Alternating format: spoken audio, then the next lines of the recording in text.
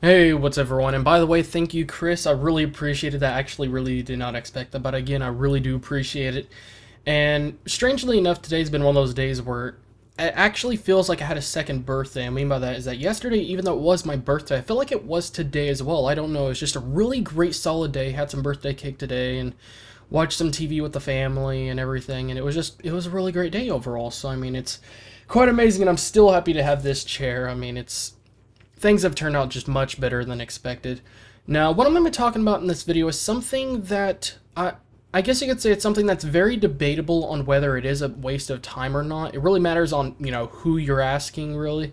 And it's something I can see as being a waste of time, but it was something I did when I was much younger. Not that much younger, but at least like 3 years younger.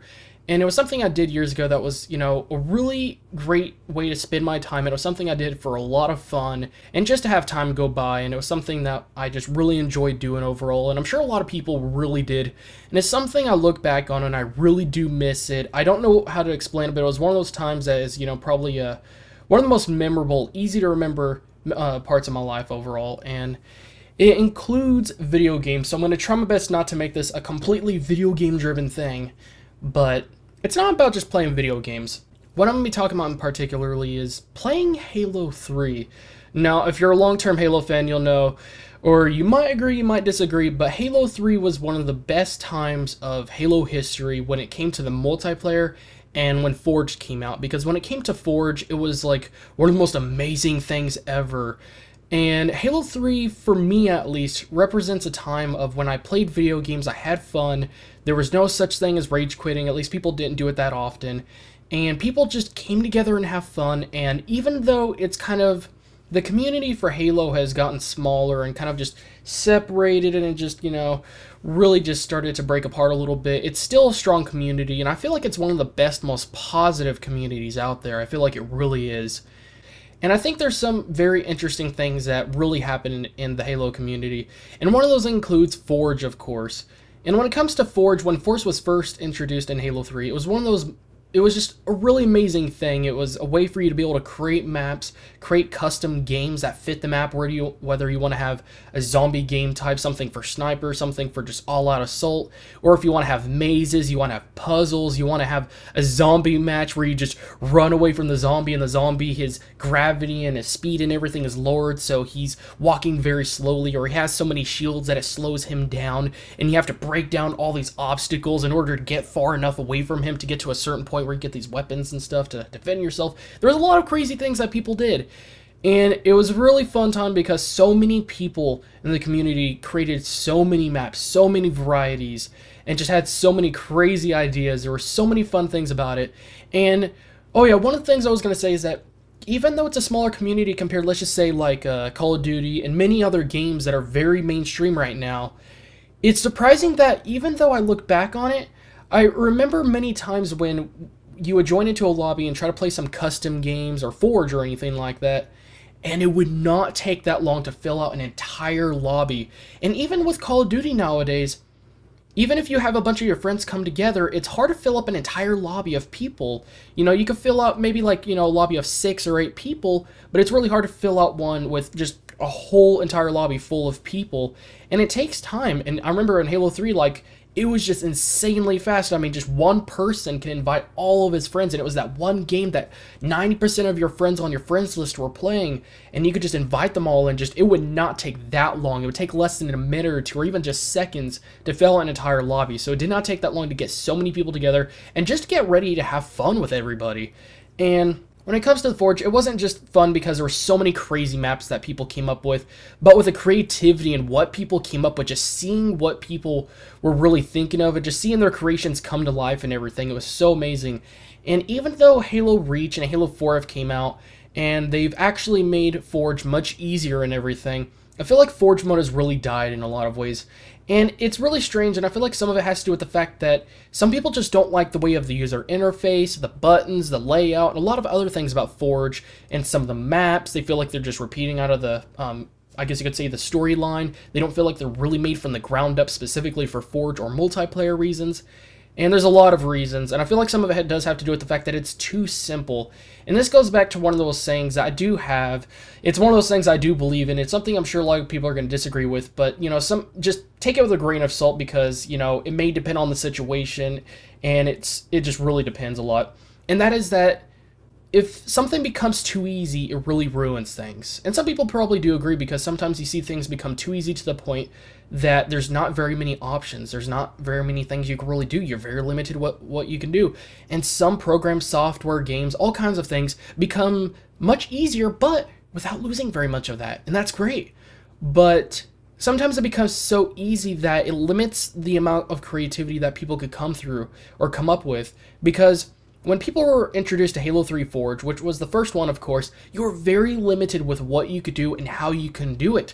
And because of that, people went through many obstacles in order to really think around it like, okay, how can we get from this to this? And they come up with a bunch of tricks, glitches, techniques, and they would just do a lot of creative things and come up with so many ideas just to get what they want. And on the way there, they would come up with even more ideas. It's like the same process, but there's more steps involved. And because there was more steps involved, when they got to certain points, they'd be like, oh, hold on.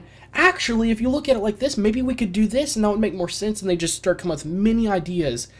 It was just really amazing overall, and there was just so many crazy things people came up with. And I feel like in a way, not just because the Halo 3 maps were much better and they were made from the ground up, mostly for multiplayer and that kind of stuff, but it just fit it much better, and because there was those obstacles, and because of just the way they did it, it was much easier to be able to create up maps. Now, before I blabber on way too long, this was something I spent many hours of my life on. I kid you not, this may sound very stupid, this is one of my favorite memories, but when me and one of my old friends played Halo 3 Forge, and I think it was Forge World, not Forge World, God, Sandbox, whichever one, yeah, I'm pretty sure it was Sandbox. But one of the things that we did, I kid you not, which is going to sound very stupid, but for 4 hours, all we did was forge items around, splatter each other with vehicles, guns, objects, just get boards and just walls and all kinds of stuff, just keep on splattering each other with it, and then go towards their dead body and just like freaking teabag it. That's all we did. We did it for 4 hours straight, and then after 4 hours, at least 3 hours later, I remember thinking, holy crap, have we really been doing this for 3 hours? And he's like, yeah. And I'm like, oh, okay. And he's like, yeah, let's get back to it.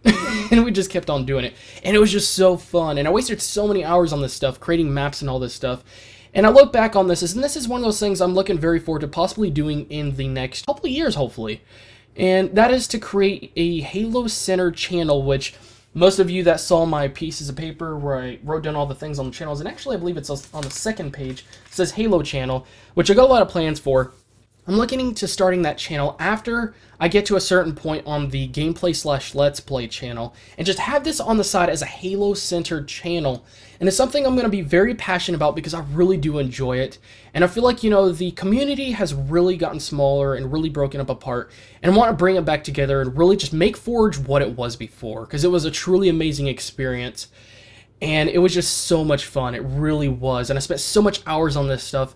And I feel that if I actually have a channel and have people coming together to have fun, if I have a bunch of people on my friends list and they all come in and just join in and have fun on the maps, fine. I mean, I really want it to become something that's more worth it, and really to ultimately accomplish bringing the community back together, having fun, and doing things like we used to, and possibly doing more creative things and finding even more things, and maybe discover more things that, like, whoa, I didn't know you could do this with the Halo 4, version of Forge, or maybe just have fun with it, do with what you can. And I think it'll be a lot of fun. And once I have more have everything on the channels much more, time managed and much more efficient and everything, on the side of the gameplay/let's play channel, this is something I'm looking forward to doing. And those of you that watched my last video, I talked about streaming and that kind of stuff. And believe it or not, but I'm actually thinking about streaming my gameplay of me messing around in Forge and making maps and stuff like that. And if I could get enough people actually watching the stream, or even a few people having a conversation with them, asking them questions like, hey, do you want me to use this item instead, or do you think I should use this instead of this? Do you want me to use phased or fixed or just normal physics or whatever, anything like that? It would be really fun to be able to do that. And just, if I could get that channel to that point, and if I could actually, have enough, people watching the content, it would be I feel like it would be much more worth my time, and it can be something that's not can't won't be too time consuming, especially if I just do it one day, spend my time just spending hours on this stuff, cut it up into different videos, parts and stuff like that, and then just give them a whole bunch of videos throughout the week. Then I won't be spending too much time, but I feel like if I could get it out there, it'll be much more worth it. Now, one thing I almost forgot to mention is that this might be my last actual video that I'm going to be doing as far as the theme for this week, which is wasting time. I'll try to do at least one within the next few days, but I will be spending a lot of my time on the Elder Scrolls Online beta, which, by the way, I was actually a part of the first beta, but it looks like the next beta, the second one at least that I know of, is going to be starting on Friday, 6 p.m. I don't remember the time zone. I don't think they even freaking gave us the time zone for it, but it's going to be 6 p.m. and I'm going to be playing a lot of that so that I can really get a lot of feedback and really just play a lot of the game, because the fact that I've actually been accepted into this private beta is really awesome, and I'm going to play as much of it as I can, and it's going to be really, really fun. But anyways, thank you guys again for watching, and I will see you guys in the next video.